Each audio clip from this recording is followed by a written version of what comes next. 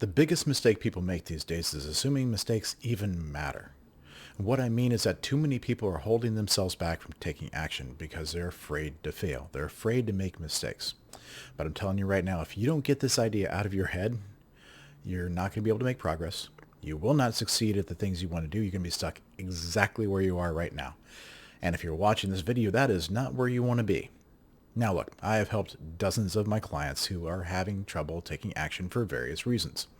And one of the biggest ones is this fear of making mistakes, fear of failure, right?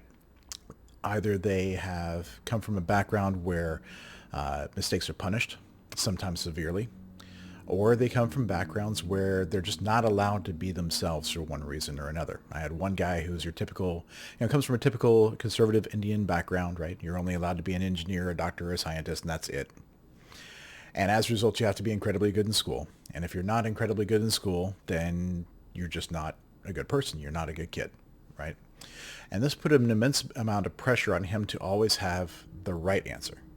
Not the answer that he wanted to give, not the answer he felt was right, but whatever answer the school thought was correct was the answer that he had to have at every moment in time. That's an immense amount of pressure on a kid, right? It leaves no room for failure, no room for mistakes, no room to be yourself. And that's kind of tragic. But here's the thing. We're adults now. We're not just kids. We no longer have to live up to the expectations of our parents unless we're still living with our parents, which is a different set of problems entirely. And as a result, in order to make progress, we got to be able to take action freely. We got to be able to experiment and play around and figure out what works for us. Because the reality is that mistakes are happening when we're learning. Mistakes happen when we're pushing ourselves. Mistakes and failures happen on the edge of our abilities when we're doing the best we possibly can. That is where mistakes and failures happen. They don't happen when we're doing the things we don't care about, the things we've mastered, right? We don't care about mistakes we make when we're playing Call of Duty unless we're like a tournament player for some reason, right? We care about mistakes and failures when they cost us something that we value. But that's also where mistakes are the most valuable because mistakes give us data. Almost none of us are perfect right out of the box. Almost none of us know that perfect way through, that perfect path through to get to the place we want to be. We got to try stuff out. We got to experiment. Got to take some shots on goal and see what happens. And it's only by taking those shots that we're going to be able to get enough information that we'll be able to figure out the way to actually get to where we're going. And you see this in business all the time, right? You see this in various success stories of, throughout the ages. A good one is the apocryphal story from Thomas Edison, right? He's trying to invent the light bulb, making hundreds and thousands of different filaments, trying to find one that's actually going to be able to produce the light he wants without burning up too quickly, without breaking too quickly. And the guys are mocking him for failing over and over and over again. And it's got to be frustrating. You're putting your heart, soul, and mind, all of your energy into creating this new thing, this thing that's going to revolutionize the world, and you just run up against the wall again and again and again. But Edison kind of laughs it off. He says, I haven't failed. I found 1,000 ways that don't work. And he's right.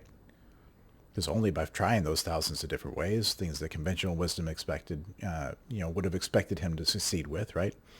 All the ways that maybe a little bit harebrained, and then maybe you get just a little bit of data here, a little bit of data there, a little bit of information there, and you put those pieces together, and all of a sudden you have a new idea, a new way through that nobody had ever thought of before.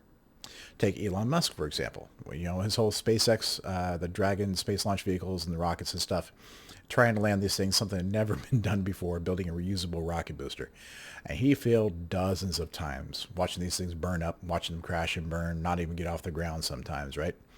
But every single time, he got new information. The second or third consecutive time you were trying to land the Dragon rocket, for example, the sucker burned up on the launch pad whenever it was getting close. And the scientists were like, yeah, well, it burned up. That's not exactly ideal, but we got a lot of data.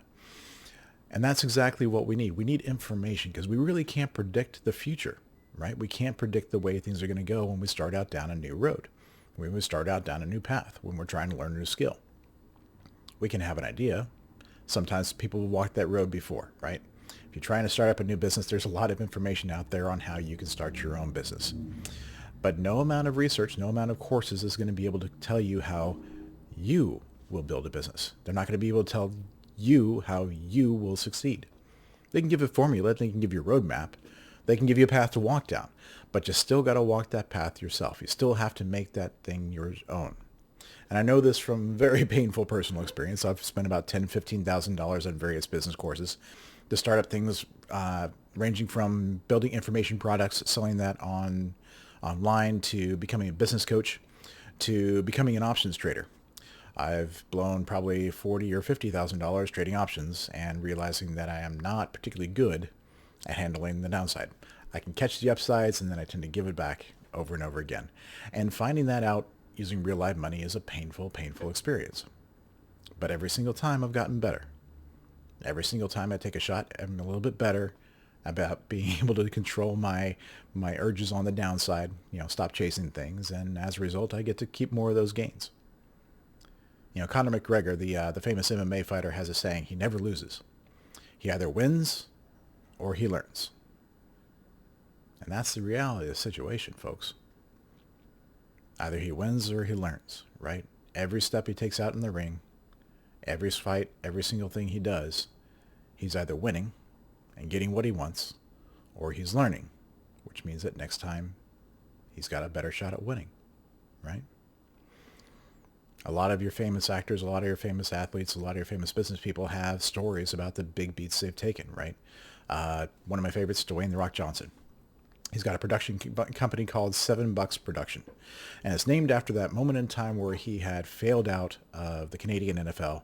He got injured. His dreams were ruined. He had spent all his time, energy, and effort for his entire life basically trying to become an NFL player, and had failed.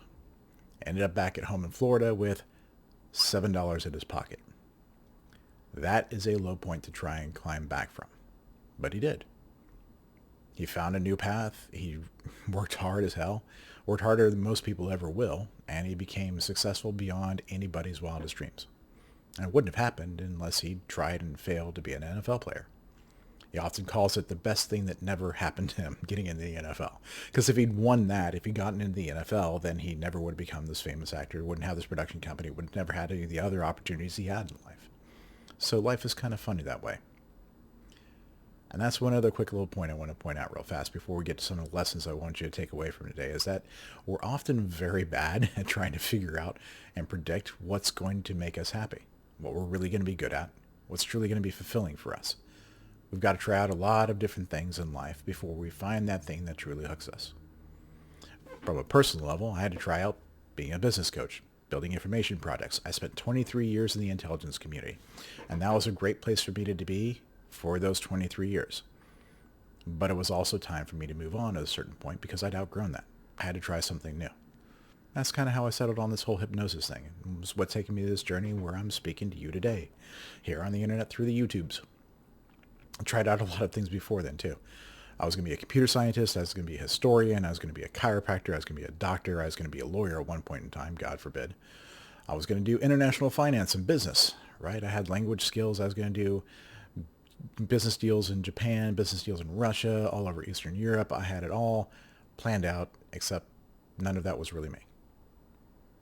So you start trying stuff out, figure out what you're good at, and you keep walking down that road. Keep making mistakes, keep getting data, and you'll find your path. So what does this all mean? Well, first of all, number one, you have to recognize that mistakes happen when you're growing. Mistakes are happening when you're pushing yourself and pushing your boundaries. So mistakes are really good things. Every mistake you make takes you closer to your goal. Every failure that you have gives you new information and new data that you can use to take the next steps to get you closer and closer to where you want to be. Even if the thing that you find out is that the path you're walking down is not the right path. And that has happened more than a few times to me. I have shot myself in the foot far too many times to count. Okay? So if that's the case, cool. Now you have information. Now you have data.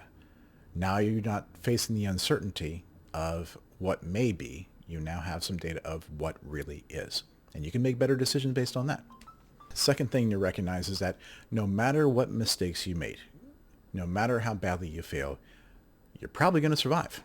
I mean, think of all the mistakes you've already made in your life and the fact that you're still here breathing. You're still watching this YouTube video, which means you've still got options, right? If you're still breathing, you've got options. The future's still in front of you. You still get to make different decisions now, different decisions in the future. You still can correct the mistakes of the past to some degree, right? Make better choices in the future.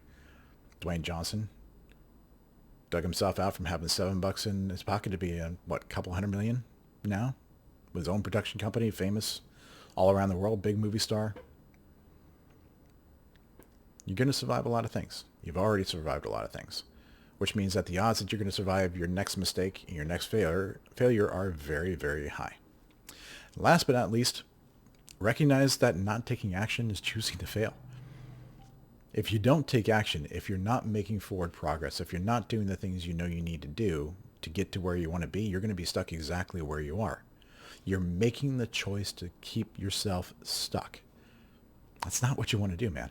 If you're watching YouTube videos like this, if you're watching my content, you are not content with being who you are today. You're not content with staying where you are.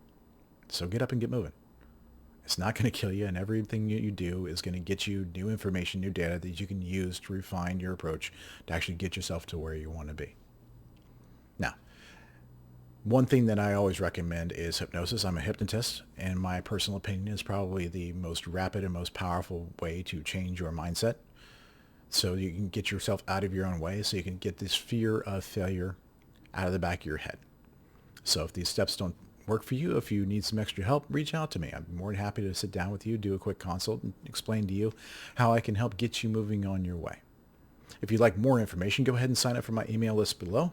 I'll be putting out a short audio here very shortly that's going to be able to give you an experience of hypnosis so that you can understand what it's like and kind of help get you moving down that path a little bit quicker, a little bit easier, a little bit sooner. Also, check out my video that's going to be linked in the description below. It's called Why You Can't Change. It talks a little bit more about why we throw out barriers to change, why we prevent ourselves from doing the things we know we need to do in order to get ourselves out of our own way so we can make the progress we want to make. Last but not least, folks, go ahead and like, subscribe, hit that notification bell down below. Go ahead and leave a comment. Let me know the things that you've messed up in your life and the lessons that you've learned and the ways that that's helped you move forward in the future. Until next time, cheers.